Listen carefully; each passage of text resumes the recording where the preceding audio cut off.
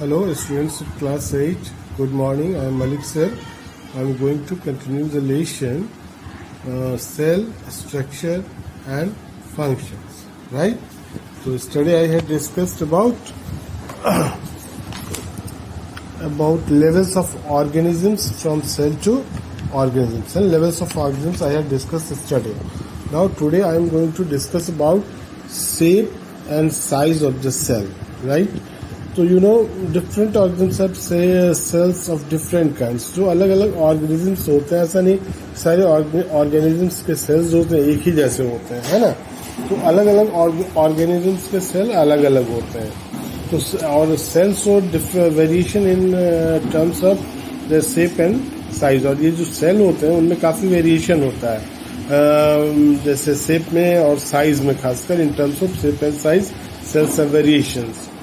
And the shape and size of cells are related to a specific function. और cell का जो size है या फिर शेप है, इस बात पर डिपेंड करता है कि किस तरह के वो फंक्शन ऑर्गेनिजम्स के अंदर करते हैं.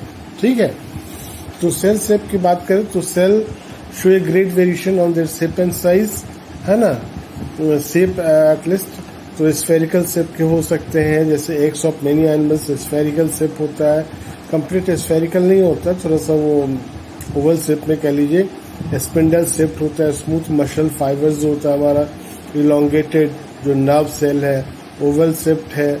रेड ब्लड कैप्सूल्स जो होते हैं आरबीसी वो ओवल शेप्ड के होते हैं. ब्रांच्ड ओसिटोसाइट्स ये ब्रांच्ड होते हैं, मतलब उसमें ब्रांचेस निकले होते हैं, या इस तरह से और भी के बहुत सारे हैं. तो सम सेल्स में नॉट हैव डेफिनेट शेप. और कुछ सेल्स ऐसे भी होते हैं उनका कोई डेफिनेट शेप नहीं होता है, वो समय के हिसाब से उनका शेप बदलता रहता है. They have changing shape.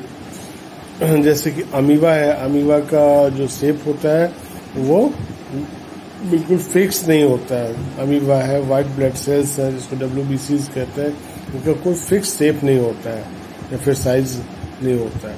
The shape of cell helps in functioning. और शेप जो होता है सेल, किसी भी सेल का जो शेप होता है उसका जो फंक्शनिंग है उसमें उसकी मदद करता है. जैसे एक nerve cell is very long, ये जो देख रहे हैं आप यहाँ पर, ये नर्व सेल है. लॉन्गेस्ट सेल होता है ह्यूमन बॉडी में, सबसे बड़ा सेल है. तो लॉन्गेस्ट सेल जिसमें आप देख रहे हैं, example of nerve cell is very long and has wire like projections. देख रहे हैं वायर लाइक प्रोजेक्शंस, ये सारे यहाँ पर निकले हुए हैं. यहाँ पर देख रहे हैं वायर लाइक प्रोजेक्शंस होते हैं.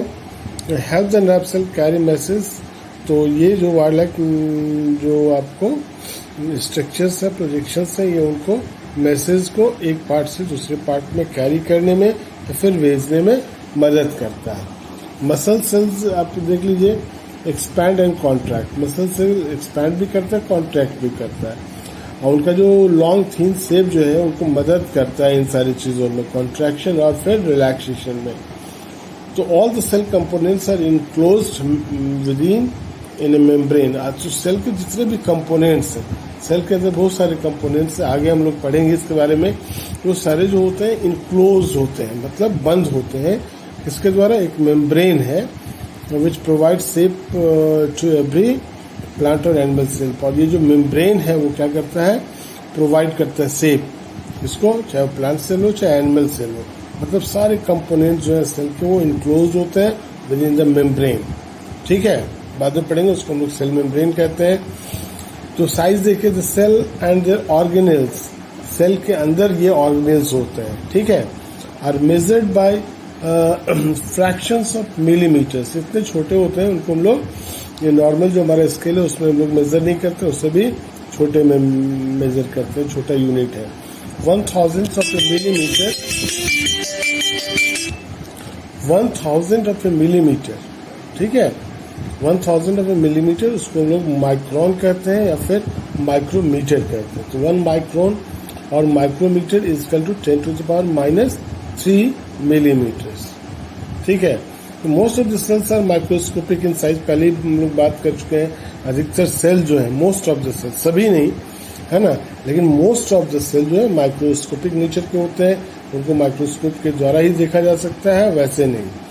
और तो इसलिए the size of cell varies from very small cells to bacteria, है ना, वेरी स्मॉल सेल ऑफ, जैसे बैक्टीरिया के एग्जाम्पल दिए 0.1 to 0.5 माइक्रोमीटर, है ना। It was a very large eggs of the ostrich, जो सबसे बड़ा सेल माना जाता है वो ऑस्ट्रिच का सेल है, जो 170 मिलीमीटर एंड 130 mm उसका साइज होता है।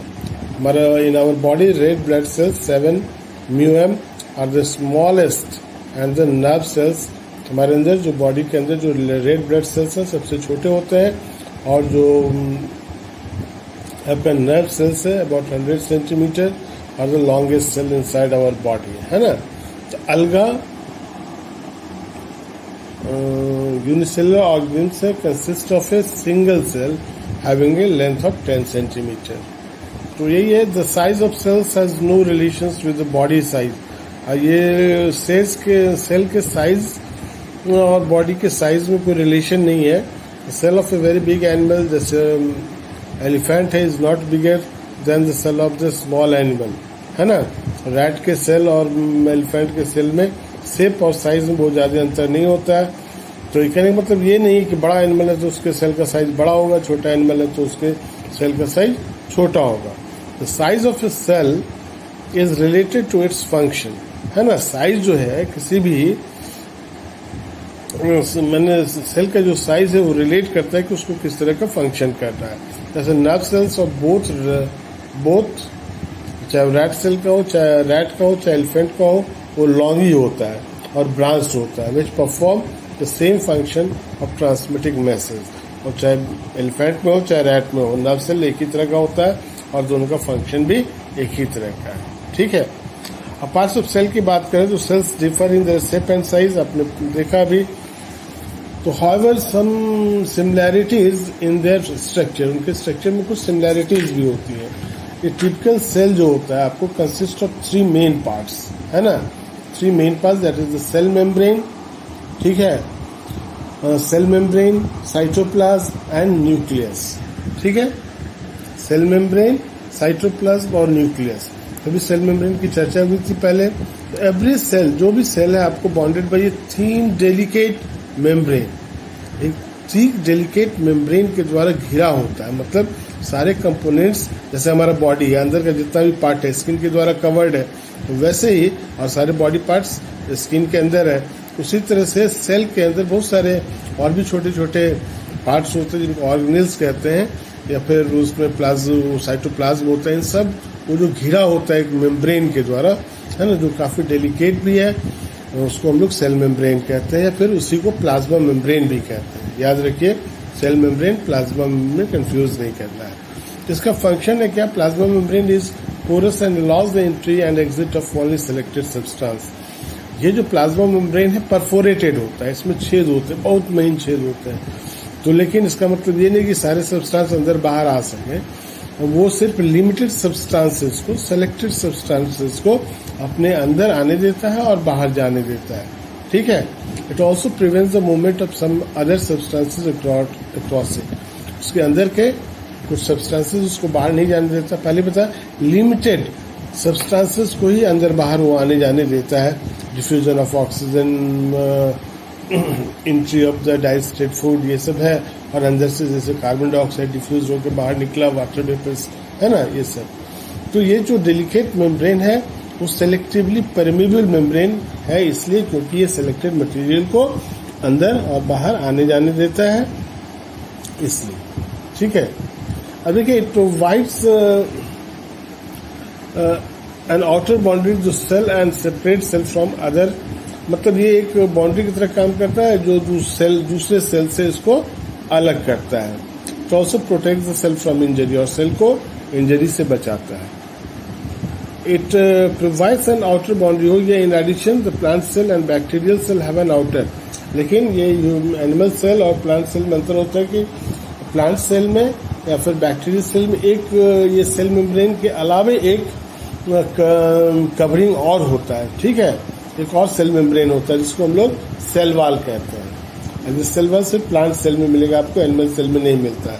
तो cell wall in plant cell provides protection against temperature.